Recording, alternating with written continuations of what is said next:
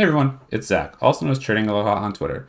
Today we have an update on Ascenders, which is one of the more anticipated games that was announced in early February of 2022 and quickly gained the attention of those both inside and outside the Avalaunch community.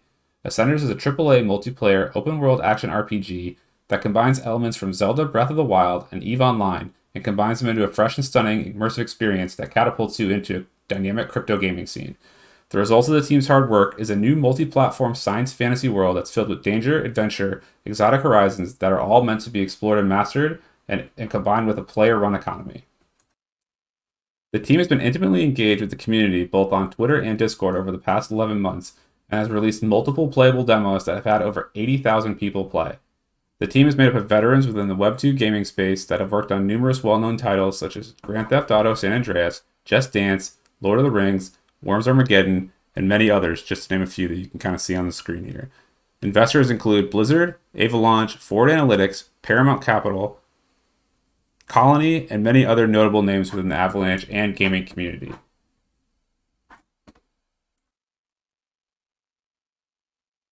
Now that we've covered a little bit about the team, let's take a look at the trailer that was just released by the Ascenders team last week that shows the updates that they've done over the past year or so.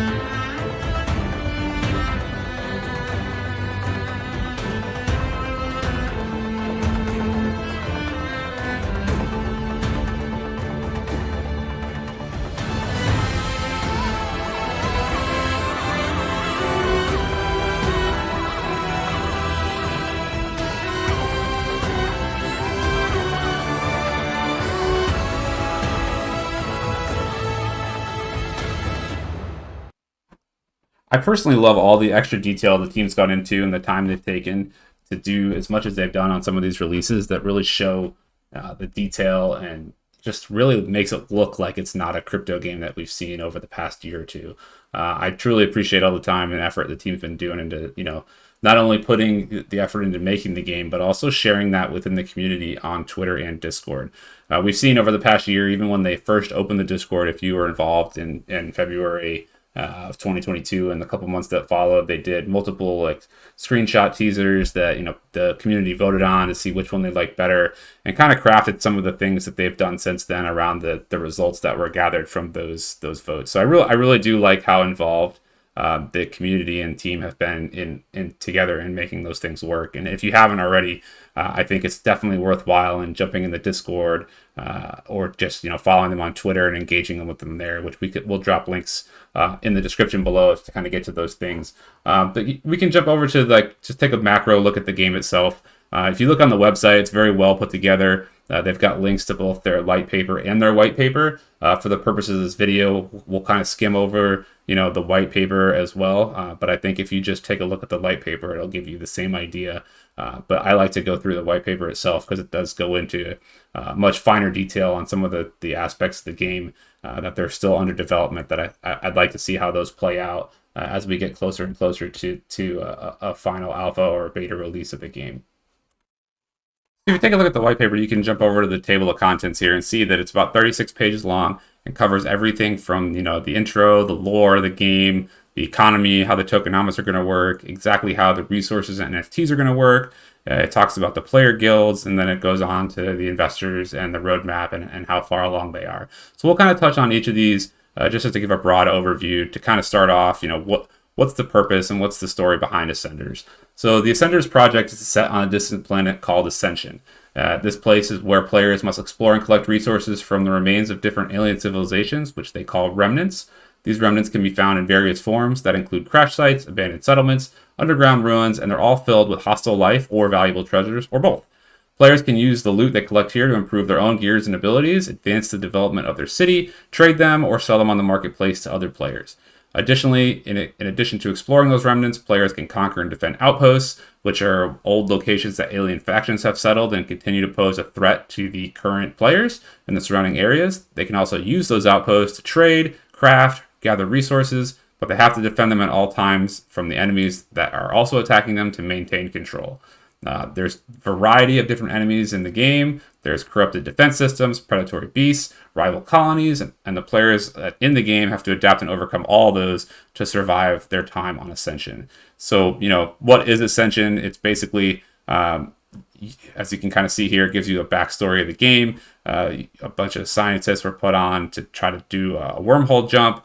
They were the first of its kind. They ended up stuck here, which turns out to be kind of the Bermuda Triangle of wormhole jumps, as you find other alien civilizations have all been kind of stuck here in the past. So it's interesting to try to figure out why that is and how you're going to create a life and a civilization for yourself, just to kind of carry on until you can figure out what's going on. So I think it's an interesting lore here, and I really do like how the game kind of is tied together and how it can be continually driven forward once the game's released. And as you can see, the game kind of centers around your Seedship, was the ship that you traveled here on. It was damaged, and now it kind of serves as the center of your new city. So you need to have, it's your base of operations of kind of where you launch everything from. So you've got to try to, repair that or build off that to create a civilization that you can not only, craft and develop out your area for, but you also defend against rival colonies. There's a ton of different, playable things you can do from side quests, and there's an entire, playable single player mission that you can go on throughout the entire game. And I think the team lives up to, the slogan that they have in their light paper. It's called player created, player driven, player owned. Pretty much everything in the game is going to be run by the players. And we'll kind of talk about how that works when we talk about the game economy. But as you can kind of read through exactly all these things from outposts, the enemies, it goes into really good detail on exactly what you can expect to encounter all the way up until you get to the Ascender's Governance Council. And that's kind of where we figure out, how the game is going to be, run from the inside when we talk about players created, player driven, player owned. And we'll take a look at that as well. But before we go into that, I just wanted to touch on the 3 different ways that, the team has mentioned that you can play the game. And they call that player lanes. And there's 3 different ways to go about it. It's explorers, fighters, and builders. In short, what they do is the explorers are going to be the ones that focus on exploring the open worlds, completing those quests, and then searching for valuable resources that can help your colony grow and survive. Where fighters are specializing in defeating powerful bosses and tackling difficult challenges. And then there's builders who will invest in buildings and technologies that can upgrade your economy and also help upgrade the civilization as a whole. So each lane has its own resources, strategies, opportunities, and players are more likely to succeed when they specialize only in one lane instead of trying to be a jack of all trade and just do one of those things and then also rely on the others to provide the resources that they need. All the player lanes are interconnected, and they rely on each other to create the dynamic economy that the team is going for. So that consists of a lot of trading between the explorers, the fighters, and the builders. The team also mentioned that there's a way to play Ascenders without needing to have any crypto exposure, which I think is a great way to help onboard new people into the ecosystem. They accomplish this by collecting common resources and crafting things that are not NFTs, like non-NFT weapons, non-NFT armors, and playing through the single-player story campaign. Ultimately, the goal of this would be to draw those players' interest in the game itself, enough so that they want to explore and play the NFT side of the game and be able to advance in that way, so that they can then create the wallet that's needed, get on the subnet within Avalaunch, and become crypto players over time as they start interacting with the game systems and actually enjoying playing the game, which I think is great. I think that's a great way to kind of onboard from not needing anything to play the game as far as crypto goes. And then, if they absolutely want to, they can just jump on. And the teams, I'm sure, going to have an easy way to do that in the game and help walk them through that so they're comfortable setting that up. So as we mentioned, kind of how the economy works and how these multiple 3 lanes can help kind of keep the economy stable and growing. To craft items like swords, you're going to need resources from tournaments that fighters are in, as well as materials that are gathered through the explorers. So there's going to have to be a lot of trading between those two, and that's going to help kind of what they call the positive economy loop, as shown in their light paper. I think this is a great way to depict it, and that's why I think we should show it here. Is the exploration in the green here. They collect new resources and discover new lands that hold new ways to collect those resources. They've got fighters that are going through those areas, completing the dungeons, finding new loot, unlocking new lands. And then we have new lands that are going to enter the market over time. And then, builders will build on those lands to, provide process resources. And then, of course, that'll lead to market growth. So it's a continual loop here that will help, it'll feed the way supply and demand works, and it'll help the economy stay sustainable. And I do like the fact that it's not going through the team doing all this. It's going to be based on the players themselves. So as long as the game is successful and they've got those players that are interested and engaged in a game that really looks visually appealing enough, which I think that this goes far and above what we've seen in crypto games in the past. I think that all the items and elements are there for the success. It's just a matter of getting all those to market and then marketing those and retaining those players. So the Ascender's NFTs, they're going to include all player ownable land. They got hero avatars, equipable gear, weapons, armors, kind of everything you would expect as far as NFT, cosmetic skins. All that stuff's on chain. I love that. I think that's a great way to help builders and developers kind of add more things to the game as time goes on and create that real immersive experience where everything is customizable. You can make your character have exactly what you want it to have, and then you own those resources and can buy and trade them at any time. I think that's a key element to the game as well, where we see similar things, in the World of Warcraft model where, the auction house is run by the players in World of Warcraft and they set the prices, they set supply and demand. I think the way the team's approaching this is similar to that, except that it's going to be paid in the native token as opposed to World of Warcraft Gold, which doesn't really have an actual value. This one will have actual value tied to a token, which I think is fantastic. So that kind of brings us to the tokenomics of the game itself. And it's going to be a 2-token system, the first being the AGC government's token, which will be capped at a supply of 1 billion. It's going to be the token that's used on the subnet for gas fees, which makes it deflationary, which I do like a lot. So that way it can help suppress that inflationary issue. So it's a deflationary currency. The members in the DAO are responsible for maintaining that game balance. And those members within the Ascender's DAO are actually voted members in, which I think is an interesting way to run it. So it's still always a player-run economy.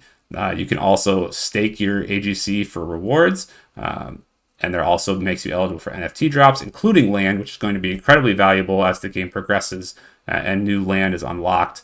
You'll also get a chance to receive those land, and then, of course, additional in-game rewards. And then they're also going to be used to found guilds and upgrade the guild halls, which I think we'll see a lot more detail about as we get closer to release. And then a portion of AGC is going to be used to craft those high-end cosmetic NFTs and the flashiest, as it says, flashiest guild hall skins. So you will need the secondary currency to buy those stuff in games, but you're going to actually need the AGC if you want those high-end items, which I'm very interested to see how that plays out once it's released. And then you've got glow gems, which is the actual currency in game. And this is going to be the token that's used for all player rewards. It's used to craft all NFTs. It's earned, as you would expect from completing stories, completing quests, doing tournaments, trading, basically anything that you do. It's basically like the money in the game. The circulating supply of glow gems is going to be managed by emissions and buybacks. How that is approached by the team is going to ultimately decide the actual value of the token and if it's going to be successful or not. So I'm very interested to see how that plays out, especially at launch, and to see how exactly it's managed and how the buybacks are done. So we'll keep an eye on that as we get closer to release, and when the game's actually out, we'll come up with a tool that will make sense to kind of monitor those emissions and buybacks to see if we can spot a trend there, and how that affects supply and demand of the other aspects in the game that glow gems is needed to buy and sell those items. And just to bounce back to the marketplace a little bit, if you go into the white paper, it kind of breaks this down a little bit more. But when we talk about kind of the World of Warcraft model, I think the marketplace is a good example of that. It's going to feature the marketplace in the game that's built in, that you could do pretty much anything you want to. You can trade common resources, NFTs themselves, premium resources. It's got Apparently, it's going to have a personalized recommendation that's set just to play depending on your own player profile to help kind of get exactly what you might be looking for right up front. So you don't have to scroll or search through multiple different submenus. It should be able to develop some sort of algorithm based on your player to show what ideally would be the next best thing that you potentially are looking for. So I think that's going to be very interesting to watch to see how that develops as well, because I haven't seen that kind of model before. Obviously, to maintain the sustainability of this, there's going to be a 5% transaction fee on the trades of the actual NFTs themselves that will go into the DAO, and then an additional 2% fee on trades on the in-game marketplace that'll also go to the DAO, and that'll help kind of keep the DAO running and kind of help manage that as well.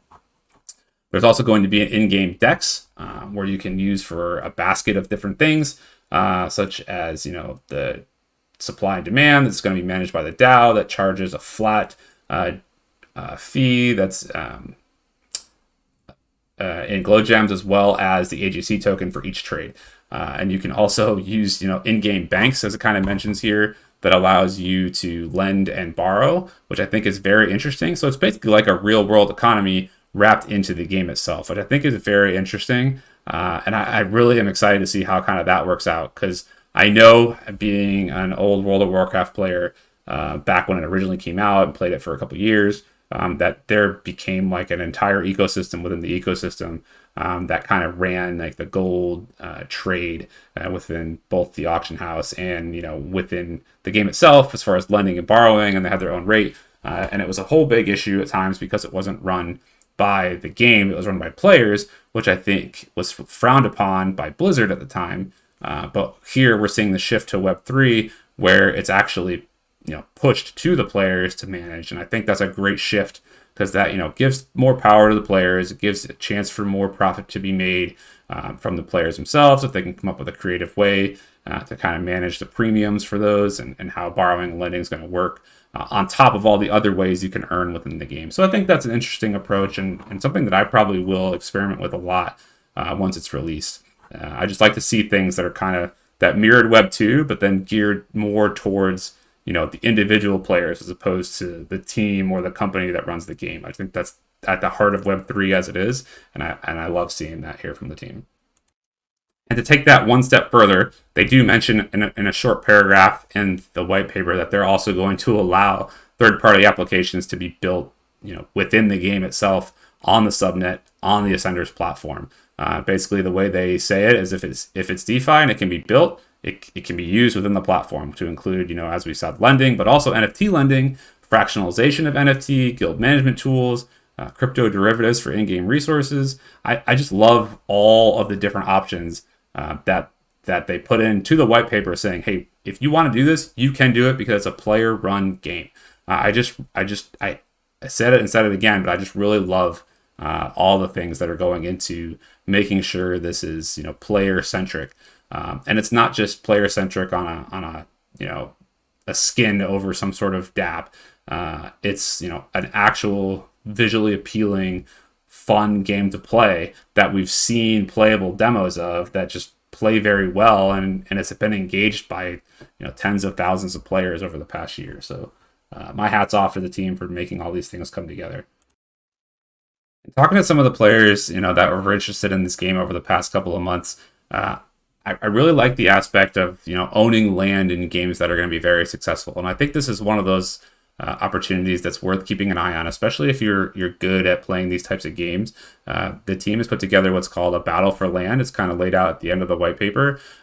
Basically, it's your opportunity to win some of these land parcels that are far away from the center of the map, but could contain valuable items, valuable resources that are going to be needed as kind of the game grows and expands, as players kind of develop out that civilization and start exploring further out.